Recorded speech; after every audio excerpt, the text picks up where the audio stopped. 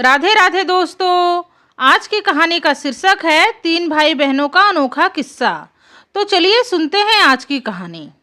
एक समय की बात है, एक बहादुर नौजवान राजा एक बड़े से साम्राज्य पर राज करता था। वह अपनी प्रजा से बहुत प्रेम करता था और हमेशा उनके भले के बारे में ही सोचता रहता। कई बार तो अपनी प्रजा का हालचाल जानने के लिए भेष बदलकर अपने राज्य में घूमता था। एक बार वो रात के समय वेश बदलकर अपने राज्य में घूम रहा था। तभी उसने एक घर में कुछ लड़कियों को आपस में बातें करते सुना। उनकी पूरी बात सुनने के लिए राजा उनके घर की खिड़की के पास आकर चुपचाप खड़ा हो गया। वे लड़कियां 3 बहनें थीं जो आपस में अपने विवाह के बारे में बातें कर रही थी। पहली बहन ने कहा, मेरी तो बड़ी अभिलाषा है कि मेरा विवाह राजा के रसोइये से हो, ताकि मैं रोज रोज बढ़िया से बढ़िया खाना खा सकूं। उसकी बात सुनकर दूसरी बहन ने कहा, मेरी तो इच्छा है कि मेरा विवाह राजा के गृहपाल से हो। अगर ऐसा हो गया तब मैं रोज रोज सुंदर कपड़े पहनूंगी और एक सुंदर से घर में रहूंगी।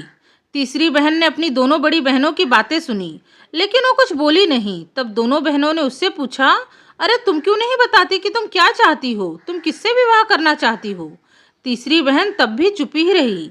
लेकिन जब दोनों बहनों ने बार बार उसे अपनी इच्छा बताने के लिए कहा, तो अंत में वो बोली कि यदि मैं अपनी इच्छा पूरी कर सकूं तो मैं राजा से विवाह करूंगी। तब मैं रानी बन जाऊंगी और देश के शासन में राजा की सहायता करूंगी। राजा ने तीनों बहनों की बातें सुनी और चुपचाप अपने महल लौटकर आ गया। दूसरे दिन राजा, रसोइया, गृहपाल तीनों दूल्हे की साज सज्जा के साथ उन लड़कियों के घर पहुंचे। तीनों बहनों का विवाह उनकी इच्छा अनुसार ही हो गया। तीनों अपने अपने पतियों के साथ उनके घर आ गई और प्रसन्नता से रहने लगी। राजा से विवाह करने के बाद तीसरी बहन अब रानी बन गई और राजा भी उससे बहुत प्रेम करता। हमेशा राजकाज के कार्यों में उसकी सलाह लेता। लेकिन जैसे जैसे समय बीतने लगा, दोनों बड़ी बहनें अपनी छोटी बहन, जो कि अब रानी थी, उससे जलने लगी। उन्हें लगता कि उनकी छोटी बहन उनसे हर बात में अधिक संपन्न कैसे हो सकती है। कुछ समय बाद रानी गर्भवती हुई। रानी ने राजा से कहा कि वो अपनी बहनों को अपनी सहायता के लिए बुलाना चाहती है। राजा मान गया और दोनों बड़ी बहनों को महल में बुलवा लिया। रानी के मन में अपने दोनों बहनों के लिए कोई द्वेष नहीं था, लेकिन दोनों बहनों के मन में बस यही चलता कि किस तरह रानी को राजा की नज़रों में गिराया जाए, ताकि राजा उससे नफरत करने लगे और उसे महल से बाहर निकाल दे। 9 महीने पूरे होने पर रानी ने एक सुंदर से लड़के को जन्म दिया। लेकिन रानी अपने बच्चे को देख पाती उससे पहले ही बहनें उसके बच्चे को ले गई और उसके स्थान पर एक बिल्ली का बच्चा रख दिया। दोनों बहनों ने बच्चे को ले जाकर एक मिट्टी के बर्तन में बंद करके नदी में बहा दिया और महल में यह बात फैला दी कि रानी ने तो एक बिल्ली के बच्चे को जन्म दिया है। राजा ने जब यह बात सुनी तो वह बड़ा हैरान परेशान हुआ कि कैसे उसकी रानी एक बिल्ली के बच्चे को जन्म दे सकती है। बेचारी रानी भी इसी बात को सोच सोचकर महीनों तक रोती रही। इसी तरह 2 वर्ष गुजर गए। रानी दोबारा गर्भवती हुई। दोनों बहनें फिर उसकी सहायता के लिए आई। रानी ने इस बार भी एक सुंदर से लड़के को जन्म दिया, लेकिन उसकी बहनों ने फिर से उसके साथ धोखा किया। रानी के देखने से पहले ही बच्चे को हटाकर उसके स्थान पर पक्षी का एक जोड़ा रख दिया। उन्होंने पहले बच्चे की तरह ही दूसरे बच्चे को भी मिट्टी के बर्तन में रखकर नदी में बहा दिया। राजा रानी अपने इस दुर्भाग्य पर बड़े दुखी हुए। राजा अब धीरे धीरे रानी से दूर रहने लगा, लेकिन रोती बिलखती रानी को देखकर उसका मन पिघल जाता। समय बीता और 2 वर्ष बाद रानी तीसरी बार गर्भवती हुई। दोनों बहनें फिर से महल में आई। वो रानी का देखभाल करने का खूब नाटक करती। बहनों के षड्यंत्र से अनजान रानी को लगता कि उसकी बहनें उससे कितना प्रेम करती है। समय पूरा होने पर रानी ने इस बार एक सुंदर सी लड़की को जन्म दिया। दोनों बहनों ने पहले की तरह ही उस बच्ची को हटाकर उसके स्थान पर एक मिट्टी की गुड़िया रख दी और बच्ची को एक मिट्टी के बर्तन में बंद करके नदी में बहा दिया। जब राजा ने सुना कि उसकी रानी ने तीसरी बार भी एक विचित्र वस्तु को जन्म दिया है, तो उसे बड़ा धक्का लगा। वो मन में सोचने लगा कि उसकी रानी कोई साधारण स्त्री है या कोई जादूगरनी। इसी दुविधा में फंसे राजा ने अब रानी से अपना पीछा छुड़ाने का फैसला ले लिया। उसने रानी को तुरंत महल छोड़कर जाने के लिए कहा। बेचारी रानी रोती बिलखती महल छोड़कर चली गई। नगर के बाहर एक झोपड़ी बनाकर उसी में रहने लगी। समय बीतने के साथ रानी की दशा एक भिखारन जैसी हो गई, क्योंकि अब उसके आगे पीछे कोई नहीं था जो उसकी देखभाल करता। उधर नदी में बहाए गए तीनों बच्चे मरे नहीं थे, बल्कि सही सलामत और जीवित थे। एक ब्राह्मण उसी नदी से कुछ दूरी पर रहता था। ब्राह्मण रोज उसी नदी में स्नान करने जाता। एक दिन ब्राह्मण नदी में स्नान कर रहा था, तभी वो मिट्टी का बर्तन बहता हुआ उसके पास आ गया। ब्राह्मण ने उस बर्तन को नदी से बाहर निकालकर खोला। उसमें एक छोटे से बच्चे को देखकर वो आश्चर्य में पड़ गया। उस ब्राह्मण की अपनी कोई संतान नहीं थी। उसने उस बच्चे को अपने घर ले जाकर अपनी पत्नी की गोद में डाल दिया और बोला, देखो पंडिताइन, ईश्वर ने हमें पुत्र दिया है। इसे ईश्वर का आशीर्वाद समझकर हम इसका पालन पोषण करेंगे। बच्चे को देखकर ब्राह्मणी भी बड़ी खुश हुई। अब दोनों पति पत्नी उस बच्चे का एक माता पिता की तरह पालन पोषण करने लगे। उन्होंने उस बच्चे का नाम अरुण रखा। इसी तरह 2 वर्ष बीत गए। एक दिन फिर जब वो ब्राह्मण उस नदी पर स्नान करने आया तो उसने देखा कि एक मिट्टी का बर्तन नदी में बहे जा रहा है। ब्राह्मण ने उस बर्तन को बाहर निकाला और खोल कर देखा तो उसमें भी एक नवजात बालक था।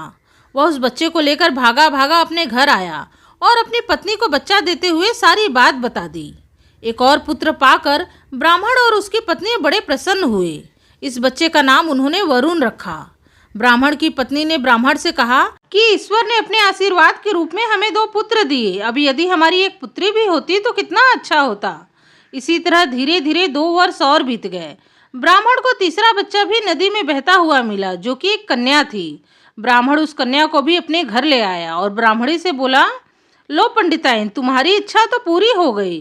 यह लो, संभालो अपनी पुत्री को। ब्राह्मणी कन्या को पाकर बड़ी प्रसन्न हुई। उन्होंने उस कन्या को किरणमाला नाम दिया। ब्राह्मण संपन्न और धनवान था। उसने अपने तीनों बच्चों को अच्छी शिक्षा दिलाने में कोई कसर न छोड़ी।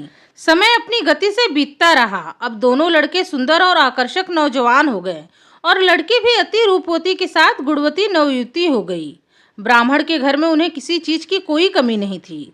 उनके दिन बड़े आनंद से बीत रहे थे। लेकिन समय के साथ ब्राह्मण और उसकी पत्नी बूढ़े हो गए और कुछ समय पश्चात उनकी मृत्यु हो गई। तीनों भाई बहन जिस घर में रहते थे वो था तो बड़ा, लेकिन बहुत पुराना था। इसलिए उन्होंने एक नया घर बनवाने का निश्चय किया। अरुण, वरुण और किरणमाला ने अपना नया घर एक महल जैसा बड़ा और सुंदर बनवाया। उन्होंने अपने नए घर को बहुत से सुंदर और मूल्यवान चीजों से सजाया और घर के चारों ओर सुंदर बाग भी लगवाए। तीनों भाई बहन अब अपने उस नए घर में रहने लगे। एक दिन एक सन्यासी उनके घर आया। तीनों भाई बहनों ने उसका खूब आदर सत्कार किया। वो सन्यासी उन तीनों से बहुत प्रसन्न और प्रभावित हुआ। उसने उनकी खूब प्रशंसा की और उनके सुंदर घर और बगीचे को भी सराहा। सन्यासी ने कहा, यहाँ तुम्हारे पास सब कुछ है, बस एक चीज की कमी है। तो तीनों भाई बहनों ने प्रश्न किया, और वो क्या है महाराज? सन्यासी ने उन्हें बताया कि यहाँ से बहुत दूर एक पर्वत है। उस पर्वत के शिखर पर एक सोने का वृक्ष है और उस सोने के वृक्ष पर 2 तोते रहते हैं। तुम उन दोनों तोतों को पकड़कर अपने घर ले आओ। उसके बाद तुम्हारे जीवन में पूर्ण शांति और आनंद ही आनंद होगा। तीनों भाई बहन बड़े ध्यान से उस सन्यासी की सारी बातें सुन रहे थे। सन्यासी ने आगे कहा, लेकिन उस पर्वत तक जाने और उन दोनों तोतों को लाने के लिए बड़े साहस की आवश्यकता है। और सबसे जरूरी बात यह है कि जब तुम उन तोतों को पकड़कर लौट रहे होगे तो चाहे जो भी हो जाए, किसी भी कारण तुम पीछे मुड़कर मत देखना। यदि तुमने पीछे मुड़कर देख लिया तो तुरंत ही पत्थर के बन जाओगे। सन्यासी की बात सुनकर तीनों ने कहा, महाराज, हम कोशिश तो अवश्य करेंगे। हम आपके कहे अनुसार ही चलेंगे और उन तोतों को पकड़कर अपने घर ले आएंगे। सन्यासी ने उन्हें आशीर्वाद दिया और चला गया। सबसे पहले सबसे बड़ा भाई अरुण उन तोतों को लेने के लिए अपने घर से उस पर्वत की तरफ रवाना हुआ। वह कई दिनों की यात्रा के बाद उस पर्वत की चोटी पर जा पहुंचा, जहां उसे उस सोने का वृक्ष मिला और उस पर बैठे 2 तोते भी। उसने पेड़ पर चढ़कर उन तोतों को पकड़ लिया। अरुण जब तोतों को लेकर लौटने लगा तो उसे अपने पीछे तेज तेज और अजीब आवाजें सुनाई देने लगी। आवाजों को सुनकर उसने पीछे मुड़कर देखा और उसी क्षण वो पत्थर का बन गया और वो दोनों तोते उड़कर वापस से उसी सोने के वृक्ष पर जाकर बैठ गए। बहुत दिन बीत जाने पर भी जब बड़ा भाई अरुण लौटकर वापस नहीं आया तो दूसरा भाई वरुण उसकी तलाश में उसी पर्वत की ओर चल पड़ा। पर्वत के शिखर पर पहुंचकर उसे अपना भाई तो नहीं मिला, लेकिन सोने के वृक्ष पर बैठे वो तोते मिल गए। वो उन्हें पकड़कर लौटने लगा तो उसे भी वो अजीब और तेज आवाजें सुनाई देने लगी। दुर्भाग्य से उसने भी पीछे मुड़कर देख लिया। उसका भी वही हाल हुआ जो अरुण का हुआ था। वह भी पत्थर का बन गया। उधर किरणमाला ने बहुत दिनों तक अपने भाइयों की प्रतीक्षा की, लेकिन उसके भाई नहीं लौटे, न ही उनकी कोई खबर आई। अंत में उसने स्वयं जाकर अपने भाइयों का पता लगाने का निश्चय किया। उसने पुरुष का वेश धारण किया और घर से निकल पड़ी। कई दिनों की यात्रा के बाद वो भी उसी पर्वत पर जा पहुंची। उसे सुनहरा पेड़ दिखा और उस पर बैठे तोते भी। किरणमाला ने उन दोनों तोतों को पकड़ लिया और धीरे धीरे पर्वत से नीचे उतरने लगी। तभी अचानक से उसे एक तेज आवाज सुनाई पड़ी, जैसे कोई उसे पुकार रहा हो, किरणमाला, सुनो किरणमाला। लेकिन किरणमाला ने पीछे मुड़कर नहीं देखा। उसे उस सन्यासी की चेतावनी याद थी। अब वो जल्दी जल्दी पर्वत से नीचे उतरने लगी। अब उसे एक साथ कई सारी आवाजें सुनाई देने लगी, किरणमाला वापिस आओ, किरणमाला रुक जाओ। लेकिन किरणमाला ने उसके पीछे क्या हो रहा है इस पर जरा भी ध्यान नहीं दिया और ना ही पीछे मुड़कर देखा। उसने उन तोतों को और कस के पकड़ लिया और सीधा अपने रास्ते पर चलती रही। किरणमाला जब पर्वत के नीचे पहुंची तो उसने देखा कि वो सन्यासी वहीं खड़ा है और उसे देखकर मुस्कुरा रहा है। सन्यासी ने कहा, किरणमाला, तुम दुनिया की सबसे बहादुर लड़की हो। तुमने तो वह कर दिखाया जो हजारों नौजवान भी नहीं कर पाए। फिर सन्यासी ने उसे एक घड़ा देकर उन पीछे पड़े पत्थरों की ओर इशारा करते हुए कहा, यह पवित्र जल का घड़ा है, इस जल को इन सभी पत्थरों पर छिड़क दो। किरणमाला ने उस घड़े के जल को उन पत्थरों पर छिड़क दिया और देखते ही देखते वो सभी पत्थर गायब हो गए और उनके स्थान पर सैकड़ों युवक उठ खड़े हुए। उन सभी ने नया जीवन पाने के लिए किरणमाला का आभार प्रकट किया और झुककर उसे अभिवादन किया। उन युवकों में उसके भाई अरुण और वरुण भी थे। अरुण, वरुण और किरणमाला ने उस सन्यासी को धन्यवाद कहा और उससे आज्ञा लेकर अपने घर लौट आए। उन्होंने उन तोतों को एक सोने के पिंजरे में रख दिया और अच्छी तरह से उसकी देखभाल करने लगे। वो तोते उन्हें बहुत सारे मामले में सही सलाह भी देते। एक दिन उन तोतों ने उनसे कहा कि नगर के बाहर एक छोटी सी झोपड़ी है जिसमें एक दुखियारन स्त्री रहती है, तुम उसे अपने घर ले आओ।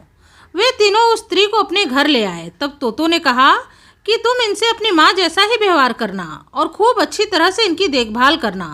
उन तीनों ने तोते की बात मानकर उस स्त्री के साथ उसी तरह रहने लगे जैसे वो उनकी माँ हो। वो स्त्री भी उन्हें अपने बच्चों की तरह ही प्रेम करती। एक दिन उन तोतों ने उन तीनों से कहा कि तुम राजा को अपने घर भोज का निमंत्रण दो। साथ ही तोते ने उन्हें ये भी समझाया कि उन्हें भोजन में क्या क्या बनवाना है और कैसे परोसना है।